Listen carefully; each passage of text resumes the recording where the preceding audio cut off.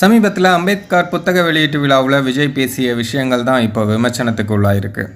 அதாவது விஜய் அவர்கள் அந்த புத்தகம் பற்றி எந்த விஷயமே அந்த மேடையில் பேசலையே அப்படின்னு ஒரு விமர்சனம் கிளம்பியிருக்கு. இது பற்றி நாம் தமிழர் கட்சியை சேர்ந்த இடுமாவனம் கார்த்தி ஒரு எக்ஸ் தள போஸ்ட் ஒன்று பண்ணியிருக்காரு. அதில் என்ன சொல்கிறாரு அப்படின்னா, பொதுவாக புத்தக வெளியீட்டு விழாவின் போது அதனை வெளியிடுபவர்கள் முன்கூட்டியே அந்த புத்தகத்தை பெற்று முழுமையாக வாசித்துவிட்டு வெளியீட்டு நிகழ்வின் போது நூலின் உள்ளடக்க கருத்துக்கள் குறித்து சிலாகித்து பேசுவார்கள். அதிலுள்ள சிறந்த செய்திகளை மேற்கோள் காட்டுவார்கள். நூலை படிக்க வேண்டியதன் அவசியத்தை வலியுறுத்துவார்கள். அப்படி புத்தகத்திலிருந்து ஒரு வரியையாவது மேற்கோள் காட்டி பேசினாரா விஜய்?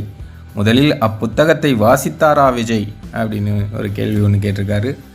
அதற்கு விஜய் அவர்கள் தான் பதில் சொல்லணும். நாம் தமிழர் இப்போ கடுமையாக விஜயை சாட ஆரம்பிச்சிருக்காங்க. ஆனால் விஜய் திமுகவை தான் சாடுறாரு.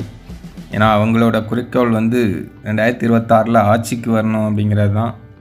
ஆனால் அதுக்கு வாய்ப்பு இருக்கா அப்படிங்கிறது கேள்விக்குறியான விஷயந்தான்.